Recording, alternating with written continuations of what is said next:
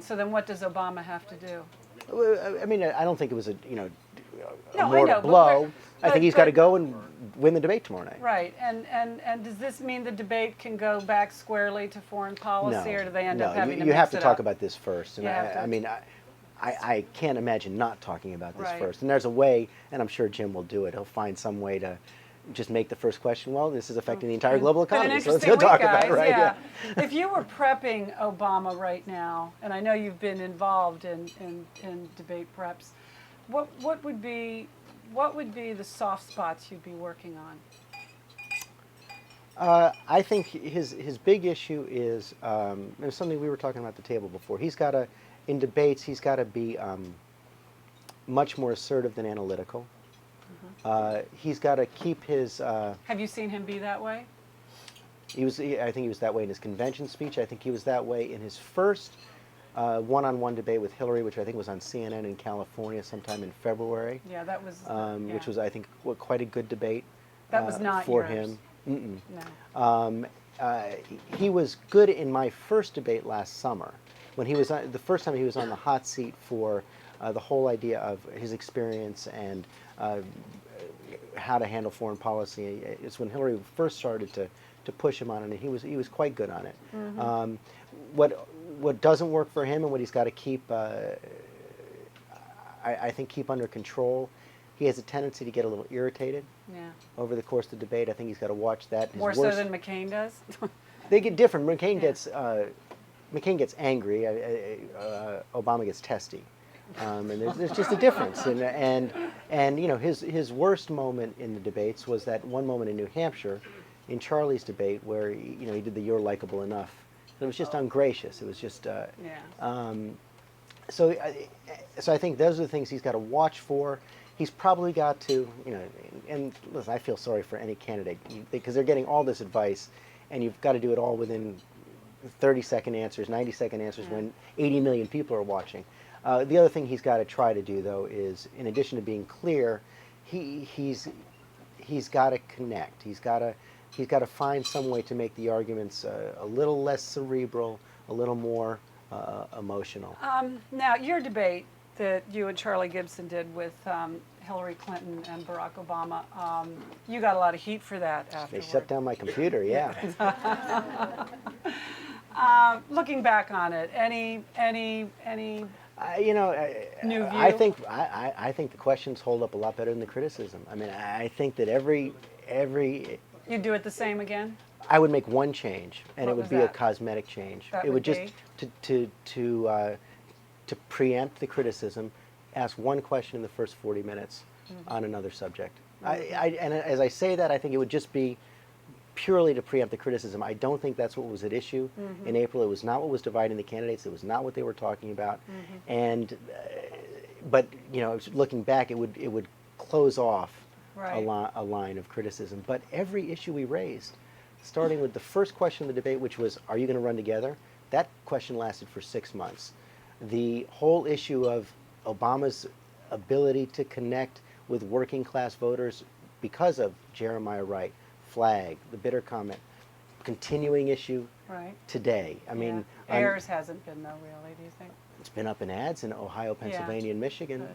I mean, not quite. Well, I mean, yes, it's the ad. it's part. It's part of it. Basically, what we were saying in the debate was, you guys are now making the entire election, at least Hillary was, about who can win. Did you have to take any heat at work? No, after not that? at all. It was. No, and in fact, quite the opposite. I mean, the calls I got that day were from my two big bosses, David Weston and Dave Davis, and they both called and say, you did what you did. Did what you did your job, and just keep going. Let me ask you something, just to go off that for a moment and go to the Clintons, because there you are sitting opposite Hillary Clinton. Are you friends with the Clintons now? Friends? I mean, we're friendly. Well, let's do this. Let's mention your book, because your book was great, by the way. I thought it was a terrific book, and if you haven't read it, you should read it, because it stands. You can get it for like $1.50 now. Yeah, but it holds up as a glimpse so. into what it's like. You take people in, and you take people into those. You do show them a side of the Clintons that maybe we all know more now, but we didn't then. But did that alter your relationship with him? The book? Yeah, I think, but events altered it. I mean, I think that and there's certain parts of the history that are not correct. I mean, it wasn't like I walked out and wrote this. I actually had contracted for a very different book, and was writing it throughout 1997, and then all this stuff broke And then started in purging. 1998, Yeah, and yeah, it was just yeah. it was very, very different. But Even that, I mean, I cover Mrs. Senator Clinton all the time. We have well, very cordial. cordial. Yeah, But you're not pals. and I wouldn't say that. No, I mean, So what I wonder, when you're there doing the debate and you're looking in her eyes, are you seeing the Hillary you know? Were you seeing somebody different? oh, everybody changes. Okay, so what did you see? I saw a very seasoned politician. I mean, the Hillary I first met, I was just wrong about this. I didn't think would ever run for office. But by then, Because you didn't think she had the desire or the capability, the taste for it. the taste for it. I thought I thought she liked being more behind the scenes, more of an advisor, and well, she did. She certainly had the taste for it. So you saw the fire in her eyes. Mhm. And the president, what do you make of his behavior during the campaign? I think he had a very tough job. It's hard to argue on behalf of someone else. It's hard to be, I think, especially hard when that person's your wife, when you want it so badly for her and for yourself. I think he got a bad rap on many of the things he said. I think the idea that, when he says that Barack Obama's, the way he tells his story about Iraq is a fairy tale, that's not racist. Right. Now, that said, what he said in South Carolina, where he compared Barack Obama and Jesse Jackson, even if he didn't mean it, the timing was so poor because it appeared to be belittling. But his overall performance up to, this very moment, has he stretched beyond his nature in any way, or is he sort of being the side of himself that maybe, isn't, I don't know quite, you would know better, but isn't Hey, maybe listen, his most flattering side? he was angry about being called a racist. I get that. He did make some, I think the whole campaign made some errors. What they had a hard time dealing with, I think almost psychologically, was Barack Obama was running the campaign that Bill and Hillary Clinton ran in 1992. And so it's hard to see a younger version in your mind of yourself taking your themes in your campaign, and all of a sudden you're and I think that tied them up in knots. Now that and I think it did persist throughout the primaries. On the other hand, he goes up at the convention and gives what I thought was not only the best speech of his life, but was clearly the most generous speech of his life. I mean, he laid. What's he doing now?